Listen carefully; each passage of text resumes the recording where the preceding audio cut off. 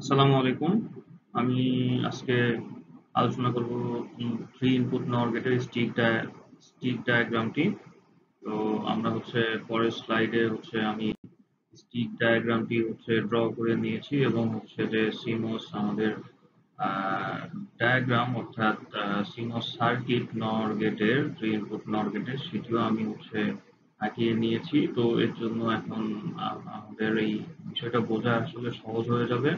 তো আমি প্রথমেই যে এই যে এই CMOS যে যে সার্কিট ডায়াগ্রাম এটা সম্পর্কে একটু বলতে চাই, কারণ এইখানে আপনারা দেখতে পাচ্ছেন যে এই যে তীর চিহ্নর মতো যে এটা আপনার ইলোর্স পাথ, অর্থাৎ আপনার এই ইলোর্স পাথের যে আমাদের এই যে মানে যে পাথটা আছে, এই পাথ অনুযায়ী আমাদের সোর্স এবং ড্রেনের যে ডিরেকশন, এটা আমাদের এই যে স্টিক ডায়াগ্রামে বসাতে হবে।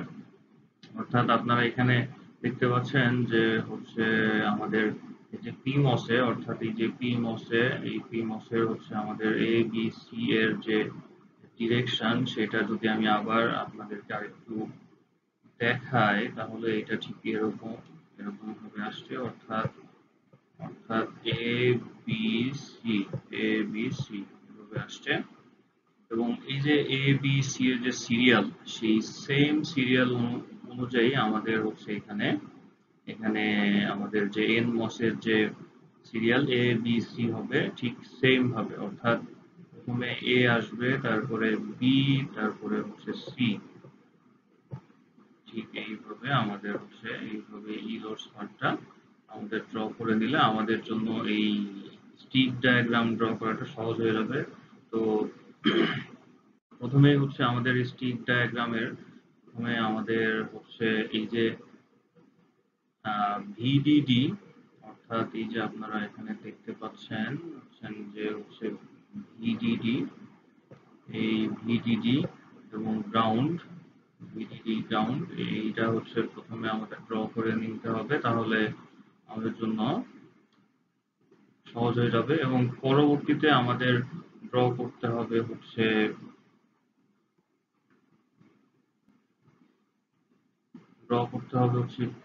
ই ডিফিসিয়েন্সি এবং এবং এবং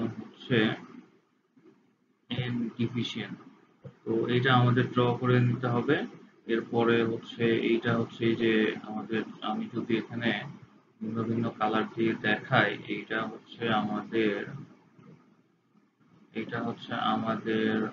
সরি, আমি এখানে অন্য কালার ইউজ করি। এটা আমাদের আমাদের আমাদের ই ডিফিসিয়েন্ট, সরি, এটা আমাদের আমি আবার ভুল করেছি, এখানে লাল ইউজ করি, লাল ইউজ করলে আমাদের এটা বোঝার সুবিধা হবে। এখানে আমাদের এন ডিফিসিয়েন্ট, এটা আমাদের এন ডিফিসিয়েন্ট। আর এই যে উপরের যেটা আছে, এটা আমাদের পি ডিফিসিয়েন্ট। তো ঠিক আমরা এখানে দেখতে পাবো যে আমাদের পি ডিফিসিয়েন্টে প্রথমে আমাদের এ এর এস আছে, অর্থাৎ সোর্স। এই যে আমাদের এখানে সোর্স, তারপরে এর ডি মানে ড্রেন, তারপরে আবার বি এর সোর্স, তারপরে বি এর ড্রেন, তারপরে সি এর সোর্স এবং সি এর ড্রেন।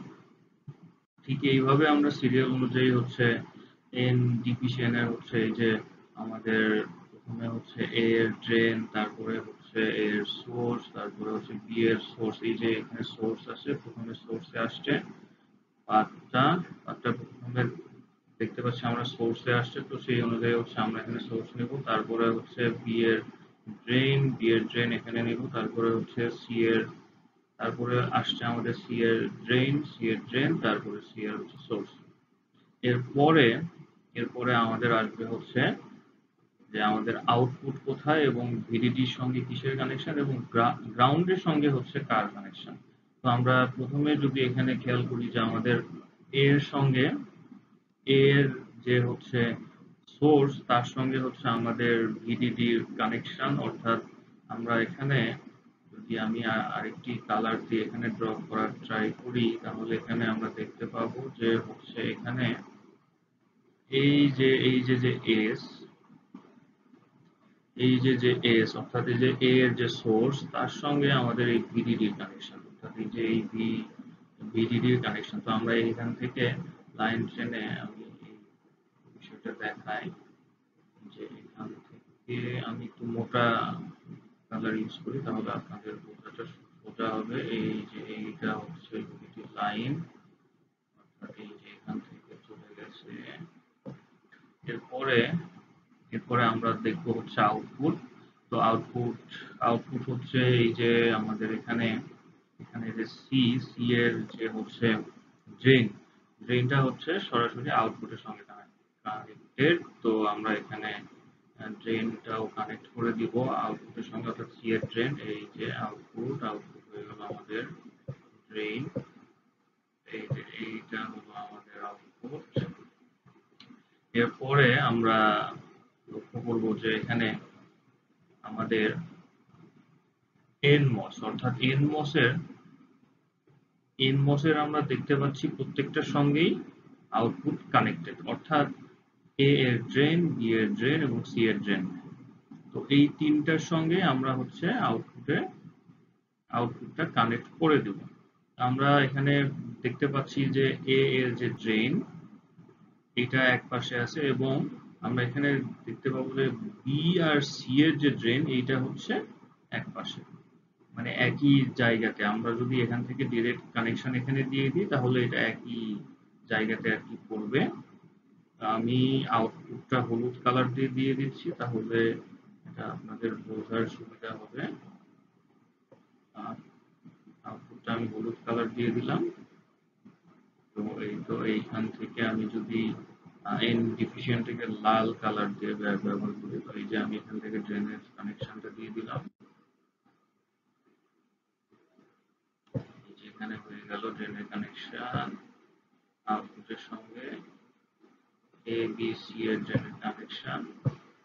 এই যে এখানে যদি আমি আর ইয়েলো কালারটা বাড়িয়ে দিই, তাহলে এই যে আউটপুট, এই হচ্ছে আউটপুট।